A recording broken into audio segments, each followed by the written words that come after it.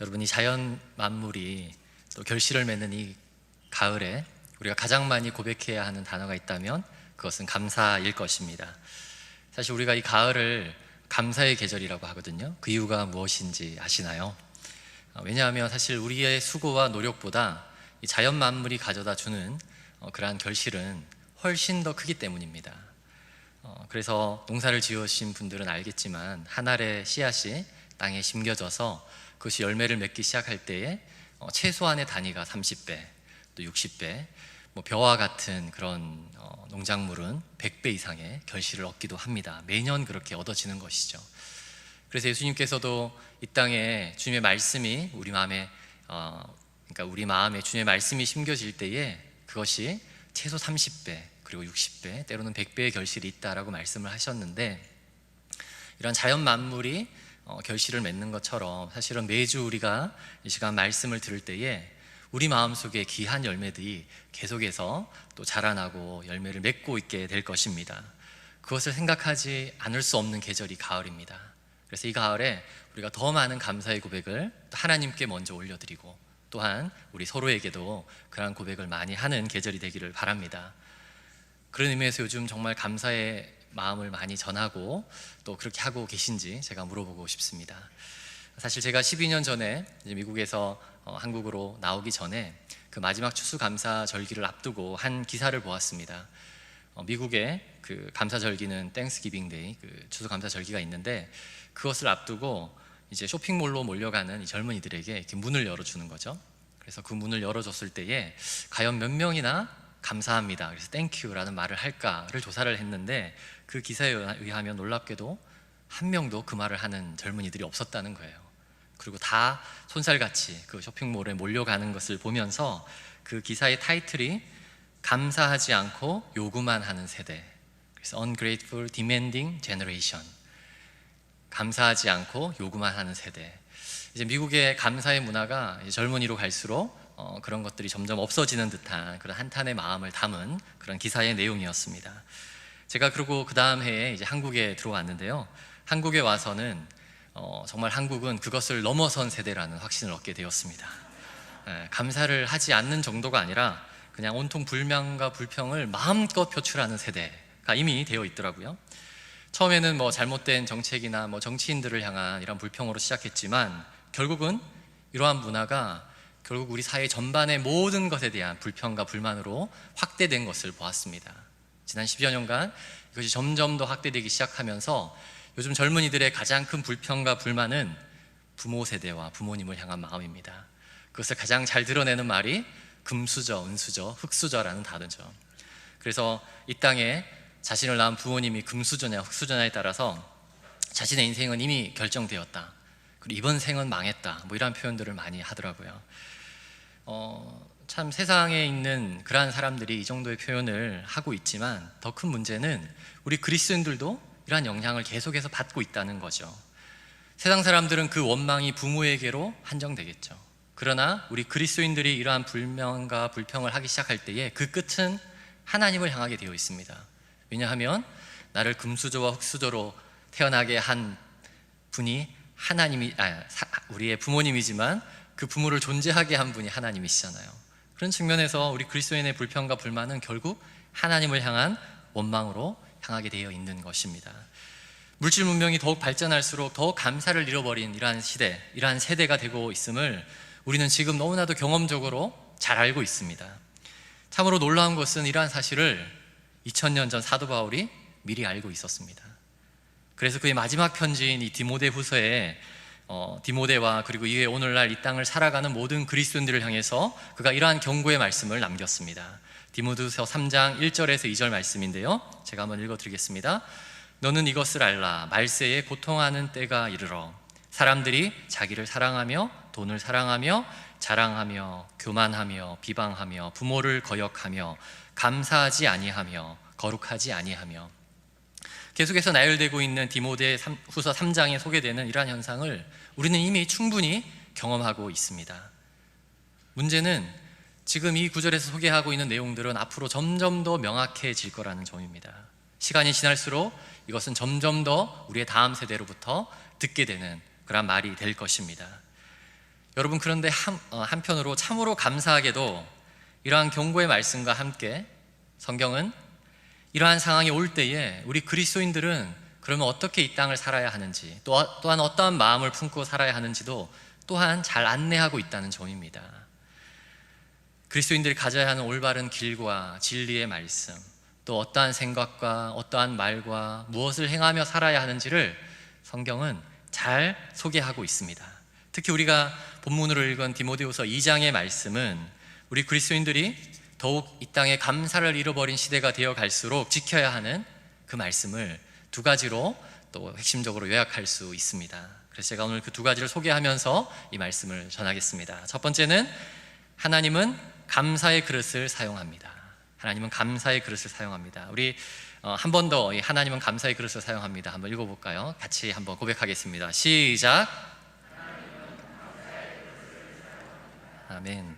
20절을 제가 읽어드리겠습니다. 큰 집에는 금그릇과 은그릇뿐 아니라 나무그릇과 질그릇도 있어 귀하게 쓰는 것도 있고 천하게 쓰는 것도 있나니. 여러분, 성경에 감사라는 이 단어의 어원이 사실은 은혜라는 단어의 어원과 동일합니다. 우리 그리스도인들이 가장 먼저 하나님께 늘 감사해야 하는 이유는 우리는 다 은혜를 받은 자들이기 때문입니다. 그 은혜로 우리는 구원을 받았습니다. 그 은혜로 우리는 오늘도 하루를 살아가고 있습니다. 그렇기 때문에 은혜를 경험하고 있는 우리 모두가 언제나 사실 감사를 고백하며 살아갈 수밖에 없는 존재가 된 것입니다. 그것으로도 사실 우리는 하나님께 충분히 감사할 수 있습니다. 그런데 오늘 이 말씀은 우리가 은혜로 구원만 받은 것이 아니라 하나님의 자녀 삼은 우리를 이제 무언가 하나님의 큰 일을 위해서 사용하신다는 의미입니다. 사실 구원받지 않은 세상 사람들은 불평할 수 있겠죠. 여러 가지 일들로 불평할 수 있겠지만 우리는 구원받은 것에 감사한 것뿐만 아니라 하나님이 우리를 사용하시는구나 라는 그 의미를 생각할 때에 더욱더 감사하지 않을 수가 없는 것입니다.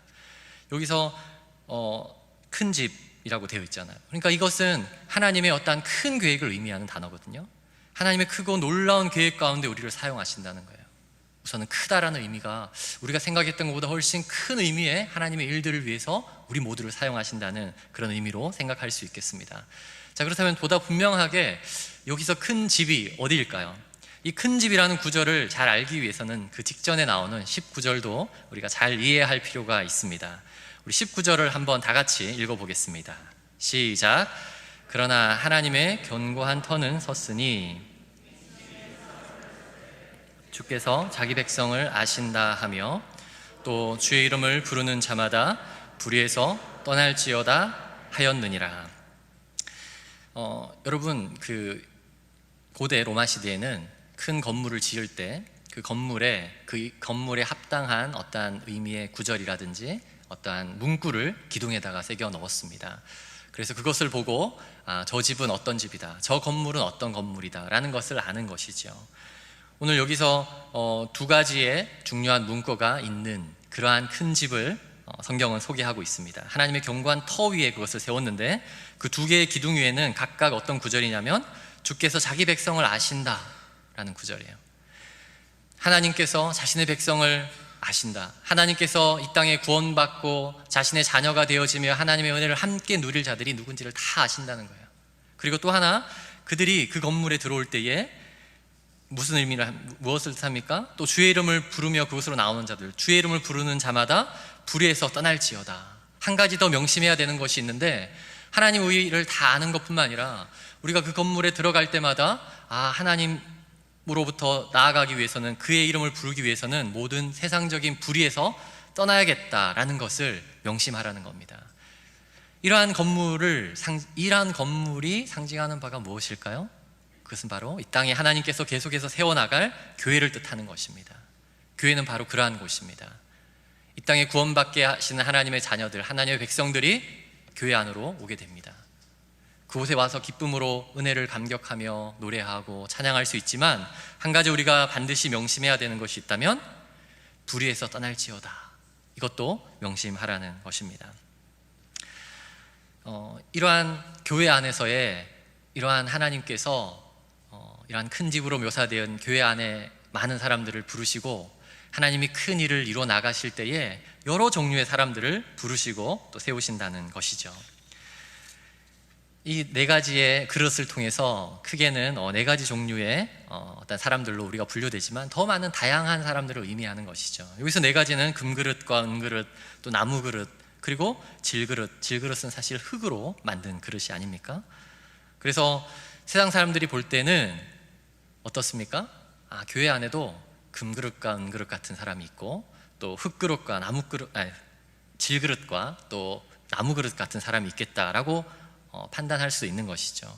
사실 그래서 이 구절은 오늘날 젊은이들이 많이 말하는 흙수저, 금수저와 가장 어울리는 그러한 구절이 아니겠습니까? 그러나 이 구절이 뜻하는 바가 우리가 본질적으로, 우리가 존재적으로, 그래, 누구는 이미 금수저, 은수저고, 누구는 금그릇, 은그릇이고, 누구는 나무그릇과 흙그릇이냐, 그것을 의미하는 바가 아닙니다. 오히려 이 문장은 그것을 반대하는 의미인 것이죠. 세상 사람들이 볼 때에, 또는 우리가 볼 때에 그런 것 같아 보여도, 그러나 하나님의 교회 안에서는 모든 사람이 하나님으로부터 쓰임받는다라는 것이, 각자의 쓰임에 따라 하나님이 다양한 그릇으로 만드셨다라는 것이 더 중요합니다. 왜냐하면 이 그릇들은 모두 주인의 입장에서는 집안일을 하기 위해서 다 필요한 그릇이거든요. 그래서 신학자 하워드 마샬은 이 구절을 이해하기 위해서 이 네 가지 종류의 그릇을 이렇게 소개하였습니다. 금그릇과 은그릇은 집안의 귀한 장식품을 담는 것으로 주로 사용을 하였고, 나무그릇이나 질그릇은 주로 식사를 하기 위한 그릇으로 주방에서 자주 사용한 것으로 이해할 수 있다. 이 구절을 통해서 가장 중요한 것은, 여기서 그릇들은 모두 그 집의 주인이 자신의 필요에 따라서 어디서 그냥 막 가져온 것이 아니라 다 준비해 놓았다라는 거예요. 또한 그 준비하여서 그 일을 이루는 데 있어서, 그것은 큰 집이라는 표현을 통해서 하나님이 계획하시고 그 집의 주인이 계획하고 있는 일들은 아주 큰 일이라는 거죠. 중요한 잔치와 중요한 일이 있을 때 많은 그릇이 필요한 것처럼 여기 있는 그릇들을 다 사용하신다라는 그러한 의미라고 할 수 있습니다. 사실 교회 안에 일어나는 이 일들이 얼마나 큰 일인지 우리가 교회를 다니기 전에는 정말 몰랐을 것입니다. 도무지 교회 안에서 일어나는 이러한 하나님의 일들이 가치가 있는지, 세상적인 일보다 더 어마어마한 가치가 있는지 경험하지 않은 자들은 잘 모르실 거예요. 저는 새가족위원회를 6년째 담당하고 있습니다. 우리 교회는 이제 작년이 되고 나서 처음 신앙생활을 하는 분들이 꽤 많으세요. 그럼 이분들이 교회를 이제 처음 다니게 되면서 보통 한 두 가지 종류의 후회를 많이 하세요. 제가 그 말을 정말 자주 들었는데, 첫 번째 부류는 내가 이렇게 좋은 줄 알았으면 조금 더 일찍 올 걸, 그런 거예요. 정말 세상에서 여러 진리를 찾았지만 그것을 찾지 못했는데, 이 하나님의 말씀과 이 교회 안에 있는 진리의 말씀이 정말 나의 영원한 생명을 책임지고 하나님께로 인도하신다는 그것을 확신하고 나서는 내가 조금 더 빨리 왔어야 되는데, 이제 이러한 표현들을 정말 많이 하셨어요. 또 한 부류의 사람들은 뭐냐면, 교회 와서 만나보니까 성도들이 너무 좋은데 자신을 위해서 기도해 주시고 자신을 위해서 위로해 주시고 우리 가족들보다 낫다, 이런 표현을 하세요. 그래서 밖에 있을 때 정말 많이 힘들었는데, 이렇게 좋은 또 하나의 가족들이 교회 안에 이렇게 많은 줄 알았으면 마찬가지로 좀 더 빨리 왔어서 만났어야 되는데 그것을 모르고 너무 힘들게 살았다, 이제 이런 표현들을 제가 많이 들었습니다. 사실 교회 다니기 전에는 우리가 이분들이 고백하는 이러한 가치 있는 일들을 교회 안에서 이것이 일어나는지 잘 모르는 경우가 많습니다. 왜 그래요? 세상 밖에서 들려오는 온갖 비난과 그냥 비판의 목소리만 우리 귀에는 더 잘 들리기 때문입니다. 저도 교회를 다니기 전에 하나님 일을 하겠다고 열심을 내는 사람들을 보면 정말 저는 이렇게 생각을 했습니다. 어떻게 할 일이 이렇게 많은 세상 가운데에 일주일에 한 번씩 교회를 꼬박꼬박 다닐 수 있을까? 게다가 저는 정말 돈에 대해서 정말 돈을 많이 버는 사람이 되는 것이 저의 엄청난 목표였는데, 헌금을 드린다는 거예요. 10분의 1, 11조를 하나님께 드린다. 그러한 것들이 도저히 이해가 안 되는 거예요. 그래서 언젠가 나도 교회를 다니더라도 적당히 다녀야 되겠다. 네, 저만 그런 생각을 했습니까? 네. 그러나 이 성경의 말씀을 통해서 구원이 무엇인지, 하나님의 은혜로부터 받은 그것이 무엇인지, 그것을 깨닫기 시작하면서 생각이 달라지기 시작한 것이죠. 그래, 교회 안에 왔더니 엄청난 일들이 일어나는구나.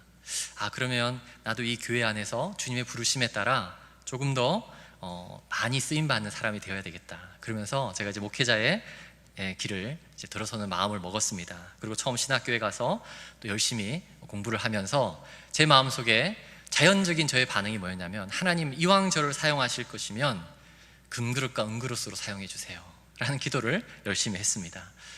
이러한 기도를 열심히 해본 분들은 아마 아실 거예요. 하나님은 언제나 정반대의 길을 또 그 정반대의 길로 우리를 인도하십니다. 학부에서 신학교를 마칠 즈음 해서 실습 전도사로 또 1년간 사역을 할 수 있는 기회가 주어져요. 그래서 게시판에 여러 지역의 교회들이 이렇게 초청을 합니다. 누구 좀 와주세요, 누구 좀 와주세요. 이제 그걸 보면서 저는 이제 워낙 시골에서 자랐기 때문에 막연하게 서울 경기도권에 이렇게 좀 동향이 있었거든요. 그래가지고 그것을 동향하는 마음이 있었습니다. 그래서 이렇게 둘러보면서 서울 경기도권에서 모집하는 교회만 이렇게 쳐다보았습니다. 그러면서 내가 어디로 지원하면 갈 수 있을까라는 것을 이렇게 삼고 있었는데, 그러면서 기도를 시작했어요. 하나님, 제가 어디로 갈까요? 웬만하면 서울 경기도권으로 보내주시죠. 이렇게 기도를 시작했는데 하나님께서 제게 계속해서 한 가지 마음을 주세요. 그게 뭐냐면, 저는 고등학교 후반부에 이제 신앙생활을 처음 시작하고 예수님을 믿었는데, 그때 고등학교 3학년 때 가장 뜨거운 그 시절에 저희 그 시골 지역까지 왔던 그 전도사님이 무려 5시간 차를 타고 저희 시골 마을에 매 주말마다 와서 사역을 했어요. 그것이 생각나면서, 그래, 나도 그런 빚을 졌는데 나도 그런 곳으로 가야 되지 않겠나, 이제 그런 마음이 자꾸 드는 거예요. 그래서 서울 경기도권에서 제일 위에 있는 파주에 있는 대전에서 5시간이 걸리더라고요. 파주에 있는 한 시골 교회를 가게 되었습니다. 그곳에서 1년간 한 20명 정도 되는 청소년들과 정말 재밌게 사역을 잘 했습니다. 아이들이 얼마나 반겨주든지 그들과 함께 정말 너무나도 기쁘게 사역을 하고 또 이제 사역을 그만두게 되었죠. 그리고 생각해 보니까 정말 교회에서 금그릇과 은그릇 정도로 쓰임 받으려면 유학을 꼭 가야 되겠다라는 확신이 서더라고요.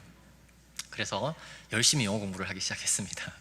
그리고 이제 정말 열심히 공부를 한 다음에 그 미국에 있는 대학원에 또 과정에 겨우 입학하고 또 겨우 졸업을 했습니다.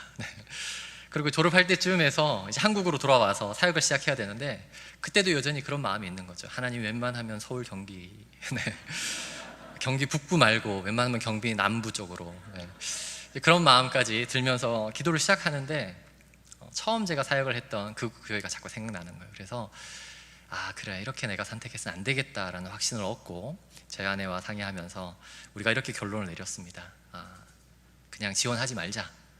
거기가 어딘지 모르지만 하나님이 가장 먼저 오라고 하는 곳은 그냥 가자. 그래서 저희가 이제 결단을 내리고 저희는 지원하지 않기로 결단을 내렸습니다. 그리고 기다리고 있는데 이제 졸업할 때가 다가오기 시작하고 또 여러 동기들은 이것저것 지원을 하기 시작하잖아요. 그러면서 자꾸 물어요. 이렇게 뭐 어디를 지원하게 되었냐, 뭐 그렇게 물을 때에 제가 그렇게 얘기를 했거든요. 기도하면서 하나님께서 가장 먼저 오라는 곳이 있으면 가겠다. 그리고 지원하지 않겠다. 이제 그랬더니 정말 저를 아래 위로 한 번씩 이렇게 훑어보는 거죠.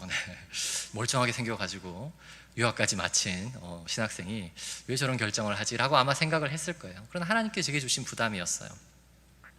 결론적으로는 저는 영안교회에 오게 되었습니다. 누군가가 저를 추천하였고 또 미국에 있었기 때문에 면접도 한번 보지 않은 상황에서 또 사역자로 확정이 되어서 이곳으로 오게 되었습니다.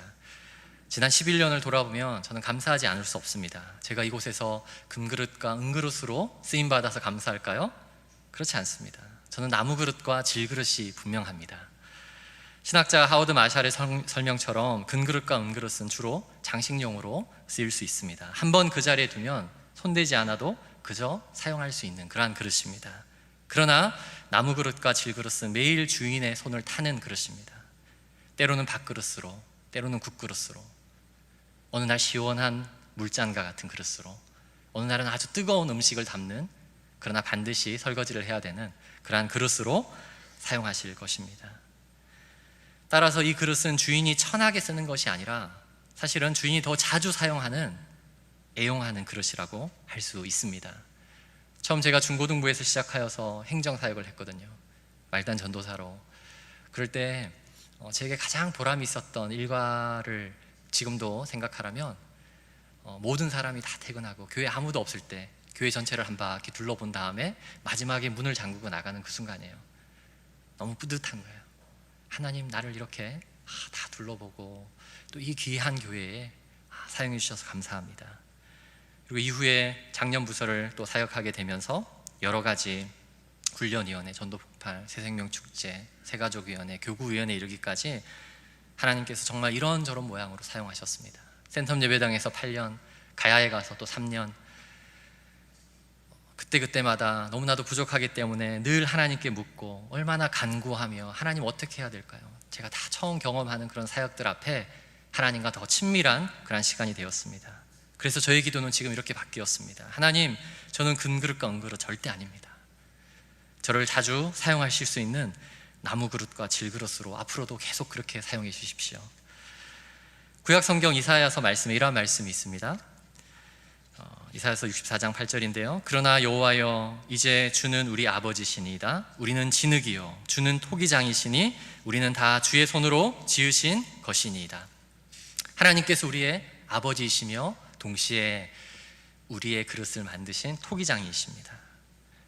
진흙과 같은 우리를 하나님께서 가장 선한 도구로 사용하시면서 어떤 토기에는 금칠을 하고 은칠을 하고 또 어떤 토기에는 그렇지 않은 더 편한 모양으로 손잡이가 달려있든지 더 편한 도구로 사용하실 것입니다.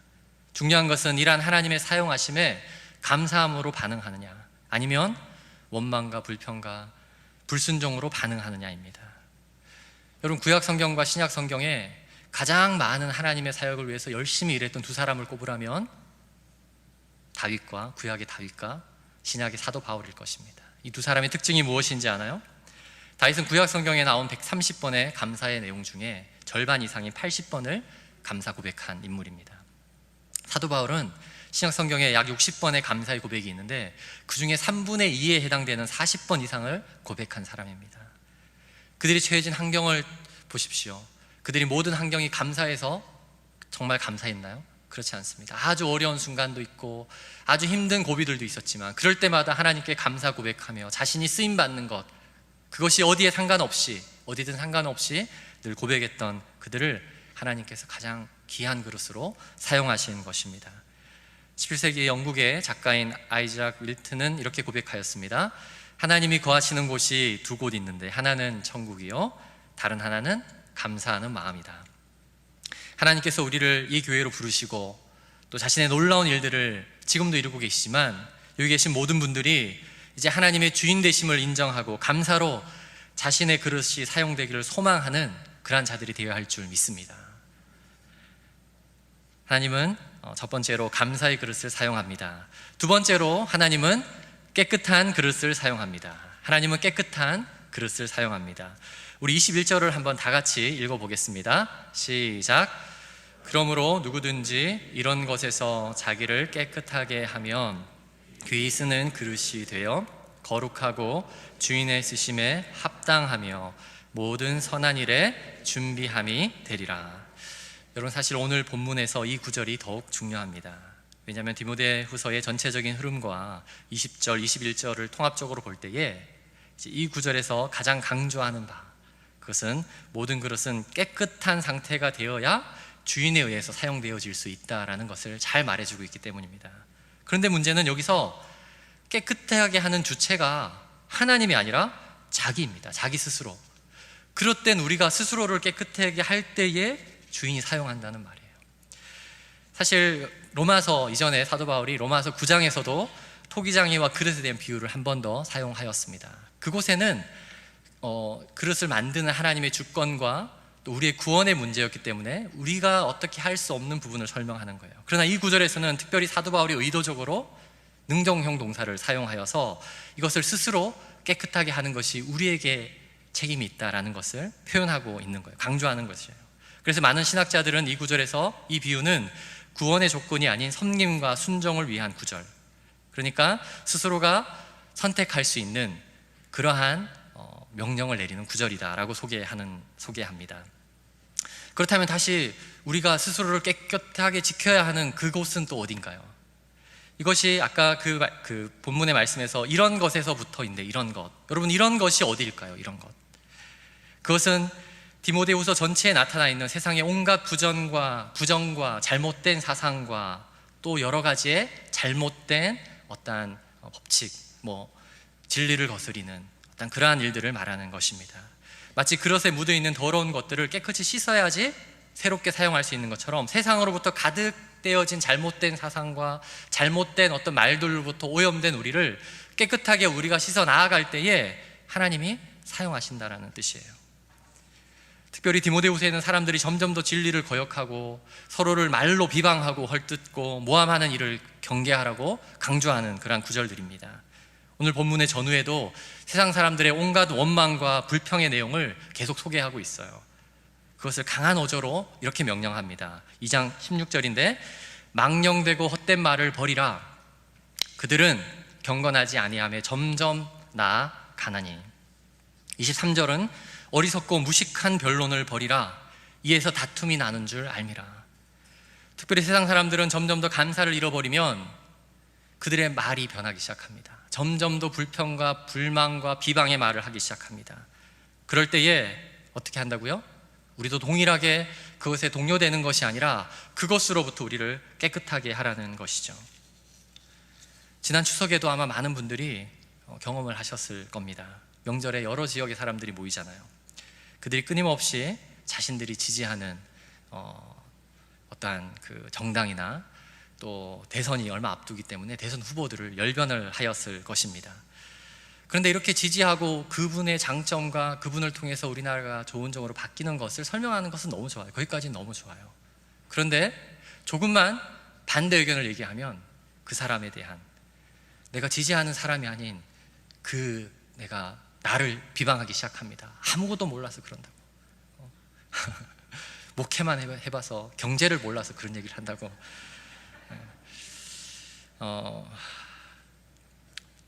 참 너무나도 안타까운 현장을 아마 여러분들도 많이 경험하셨을 것입니다. 저는 정말 이럴 바에는 차라리 예전에 10원짜리를 놓고 고스톱을 치던 그 시절이 100배는 더 좋았다라고 확신하는 순간이 되었습니다. 여러분, 정말로 한 사람의 투표로 인해서 나라가 망합니까? 한 사람의 대통령으로 인해서 이 나라가 정말 좌지우지 됩니까? 그러한 전제 안에는 사실 하나님을 향한 믿음이 없다고 우리가 말할 수 있습니다. 우리나라를 위해서 기도하는 사람은 여전히 많습니다. 하나님이 이 땅에 놀랍게 교회를 일으키시고 수많은 그리스도인들을 정말 이 땅에 두셨어요. 왜 그러셨을까요? 여러분, 이 주변의 아시아 국가를 둘러보십시오. 어느 나라에 이와 같은 복음과 교회가 세워진 나라가 있습니까? 세워진다는 것이 기적인 그러한 아시아 지역입니다. 그러나 한국은 가득 차 있는 거예요. 왜 이렇게 하셨을까요? 이왕 이렇게 된 거 조금 더 경제적으로 잘 살아서 저 미국도 한번 앞질러 보자, 이것이 우리의 목표가 되어야 합니까? 아니죠. 하나님께서 우리에게 이런 여러 가지 축복을 하신 이유는 우리를 통해서 이 아시아 지역에 여전히 복음이 들어가 있지 않은 미전도 지역에 하나님의 복음이 심겨지도록, 그곳에 다시 하나님의 교회가 세워지도록 그렇게 원하시는 하나님의 뜻이 아니겠습니까? 그러면 우리가 그 사명을 감당하기 위해서 노력하고 그것을 위해서 기도하고 그것을 위해서 헌신할 때에 그것을 위해서 경제적인 요건이 필요하다면 절대 경제적으로 하나님은 망하지 않게 하실 것입니다. 그 일을 위해서 이루는데 가장 필요한 것들로 우리를 준비시키실 것이며 그 일을 이루시는 분이 하나님이심을 우리가 믿어야 합니다. 그러니까 그런 원망과 불평 속에는 하나님을 인정하지 않으려는 마음들이 있는 것이죠. 마찬가지로 우리 개인에게도 마찬가지입니다. 세상 속에서 조금만 잘 되면 그것을 온통 자랑합니다. 그리고 그 자랑을 듣는 한켠의 사람들은 절망하고 좌절하죠. 교회 안에서는 그 자랑을 정말 하지 말아야 합니다. 다 털어내고, 나에게 혹시라도 축복한 것이 있다면 그것은 나에게 자랑하라고 주신 것이 아니라 우리 교회 안에 또는 우리 사회 안에 내가 조금 더 헌신하고 내가 조금 더 섬겨야 될 그러한 자들을 위해서 하나님이 주신 축복이구나, 그것을 잊어버리는 순간 우리는 세상 사람들과 동일한 그러한 사람들이 되고 말 것입니다. 다시 한번 21절의 말씀을 정리해 보겠습니다. 그러므로 누구든지 이런 것이 무엇이라고요? 세상의 온갖 불평과 원망으로부터 자기를 깨끗하게 하면, 능동형이라고 했어요. 우리가 이것으로부터 스스로 깨끗하게 되어야 돼요. 그렇게 되면 귀 쓰는 그릇이 되어 거룩해지고, 수동형이에요. 하나님이 우리가 그것을 깨끗이 할 때에 우리를 귀하게 또 그리고 거룩하게 여기신다는 거예요. 주인의 쓰심에 합당하며 모든 선한 일에 준비함이 다 되어진 그러한 자로 여긴다라는 뜻입니다. 이 세상의 여러 가지 원망과 불평과 세상의 여러 가지 유혹의 말들로부터 자신을 지켜나갈 때에 하나님께서는 우리를 거룩하게 여기시며 하나님의 선한 일을 하기 위한 모든 준비에 마치신 후에 또 우리 모두를 귀한 그릇으로 여러분 사용하게 되는 줄 믿으시기 바랍니다. 그 그릇이 금그릇이나 은그릇이나 중요한 것이 아닙니다. 하나님께서 사용하는 그릇은 깨끗한 그릇입니다. 어떠한 그릇이든 깨끗한 그릇은 하나님이 사용하십니다. 여러분, 디모데후서의 핵심적인 한 단어가 있다면 그것은 2장 15절에 나타나 있는 부끄러울 것이 없는 일꾼이라는, 부끄러울 것이 없는이라는 단어예요. 디모데후서 2장 15절 말씀인데요, 너는 진리의 말씀을 옳게 분별하며 부끄러울 것이 없는 not ashamed라는 뜻이죠. 일꾼으로 인정된 자로 자신을 하나님 앞에 드리기를 힘쓰라. 이 부끄러울 것이 없는 이라는 이 단어가 사실은 정확한 의미는 여러 가지 부정직과 더러움으로부터 분리되어진 이런 뜻입니다. 이 단어는 우리가 오늘 읽었던 본문의 21절에 나오는 깨끗하게 하다라는 단어와 동일한 의미의 단어인 것이죠. 우리 교회의 다음 세대 주일학교의 제자훈련 프로그램이 바로 어하나입니다. 그 어하나의 구절이 2장 15절에서 나왔어요. 부끄러울 것이 없는 일꾼으로 인정된 자로. 그 대문자 약자가 어하나입니다. 그 아이들이 우리 교회에서 다음 세대 아이들이 배우고 있어요. 진리의 말씀을 배우고 있어요. 부끄러울 것이 없는, 세상 사람들이 많은 자랑을 하지만 그것으로부터 자신들을 깨끗하게 하여서, 세상의 그런 물질 문명으로서 깨끗하게 하여서 진리의 말씀으로 훈련받고 있습니다. 그들이 말씀을 보지만 한편 누군가를 또 바라봅니다. 누구를 바라볼까요? 저와 여러분, 우리 어른들을 바라보실 거예요. 말씀으로는 배웠지만 과연 정말 이렇게 살 수 있는 건가? 라는 생각이 들 거예요. 왜냐하면 그 친구들도 온통 친구들로부터 돈이 최고야, 돈이 최고라는 얘기를 유치원생도 이제는 다 알잖아요. 근데 교회 와서 배울 때는 그게 아니라고 하니까 혼란스러운 거죠. 저희가 사실은 이걸 가르치면서 아이들에게 야, 돈은 정말 별거 아니야, 이런 얘기를 하면 우리 아이들이 제일 많이 하는 얘기가 뭔지 아세요? 목사님, 저도 일단 돈 한번 많이 벌어보고 그 얘기를 한번 해보고 싶습니다. 네. 근데 그것이 정말 별것이 아니고, 그것이 세상에서는 가치가 있고 좋은 것일 수는 있지만 교회 안에서 하나님 일을 하는 것, 또 하나님의 나라를 세운 데 있어서는 그것이 정말 세상의 기준과는 다르다라는 것을 우리가 증명해내야 하는 것입니다. 그럴 때 우리 아이들은 그 믿음을 지켜나가고 이 말씀대로 이 땅을 살아가는 것입니다. 그러한 우리의 믿음의 모든 성도들이 되기를 바랍니다. 여러분, 제가 이 말씀을 준비하면서 참 재미있는 사실 한 가지를 또 발견했습니다. 말씀 가운데 고백했지만 사실 저도 은그릇과 근그릇과 은그릇, 채소 하나님 저는 은그릇으로 좀 사용해 주시죠 라는 이런 바람이 누구보다도 강했던 사람입니다. 그러나 이 말씀을 사실 제가 목사 안수 받을 때 하나님께서 저에게 주신 말씀인데요, 이 말씀을 계속 묵상하면서 제가 특별한 이야기를 하나 소개받았습니다. TV로 보았습니다. 그것은 바로 세상에서 가장 비싼 밥그릇이라는 뉴스였어요. 거기 보니까 전 세계에서 가장 비싼 밥그릇은 청나라 시대에 황실에서 쓰던 그 밥그릇인데 가격이 200억이라는 거예요. 그 밥그릇이 200억입니다. 그런데 그것을 무게로 금으로 바꾸어서 환산을 하면 그 금액이 한 1, 2억밖에 안 돼요. 2억이 안 돼요. 그러니까 사실은 황실에서 쓰던 그 밥그릇은 금보다 100배가 더 높은 가치를 가지는 거예요. 왜 그럴까요? 그릇의 가치는 그 재료의 가치보다 누가 그 그릇을 만들었느냐 하는 것이 더 중요하기 때문입니다. 또 하나, 그 그릇을 누가 사용했느냐가 더욱 가치를 바라기 때문입니다. 우리는 어떻습니까? 하나님이 만드셨어요. 하나님이 만드시고 우리가 이렇게 생긴 거 어떡해요? 그런데 그 그릇들을 하나님이 교회 안으로 가져와 다 쓰신다는 거예요. 그리고 그것을 귀하게 여기십니다. 그저 장식품이 아닌 이런저런 모양으로 오늘도 사용하실 것입니다. 바라기는 여러분이 이 교회 안에서 주님의 그러한 일꾼이 되기 원합니다. 다 쓰임받는 사람들이 되기 원합니다.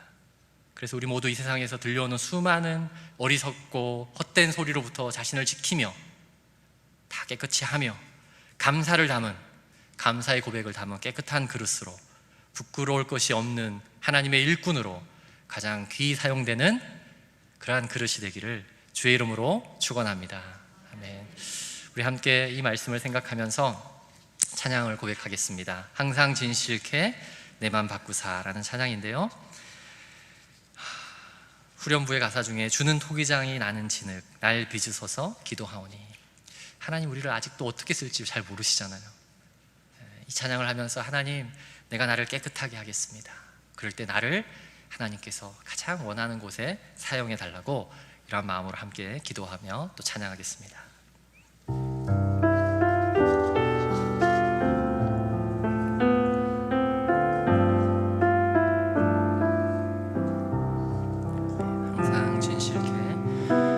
항상 진실케 내 맘 바꾸사 하나님답게 하여 주소서. 항상 진실케 항상 진실케 내 맘 바꾸사 하나님답게 하여 주소서. 주는 토기장이 나는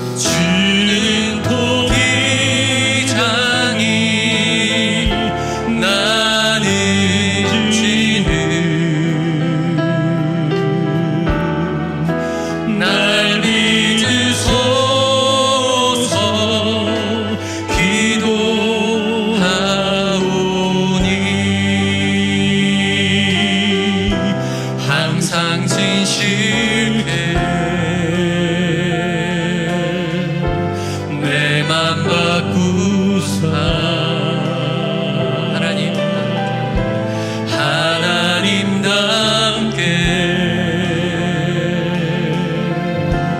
하여 주소서. 우리 한 번 더 주는 토기장이 나는 진흙 고백할까요? 주는 토기장이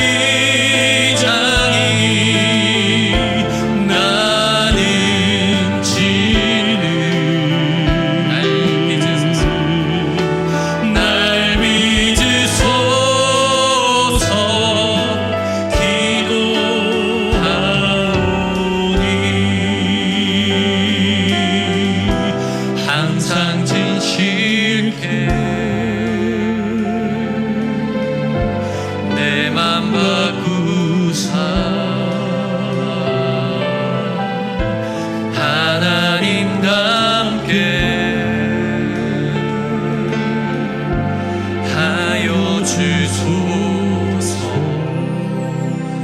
아멘. 이제 한번 눈을 감고 같이 기도하기 원합니다. 눈을 감고 생각해 보겠습니다. 세상 속에서 이 교회 예배당으로 들어오기 전 우리 안에 가득한 먼지와 같은, 반드시 씻어내야 하는 찌꺼기와 같은 그러한 오물들은 없는지 우리가 한번 살펴봅시다. 그것들이 있다면 하나님, 내가 그것을 다 씻어내겠습니다. 매 주일마다 이 예배당에 와서 주님의 말씀을 들으며 그것을 다 씻어내고 하나님이 사용하시는 가장 귀한 그릇으로 다시 세상으로 나아가겠습니다.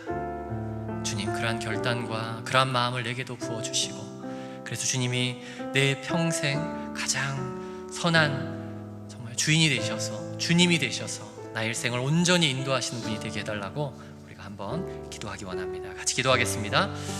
하나님, 우리 가운데 온갖 오물과 온갖 세상으로부터 하나님 비난과 비판 가운데 상처받고, 또 하나님 그 가운데 물들어 있는 더러운 것들이 우리 가운데 있음을 고백합니다.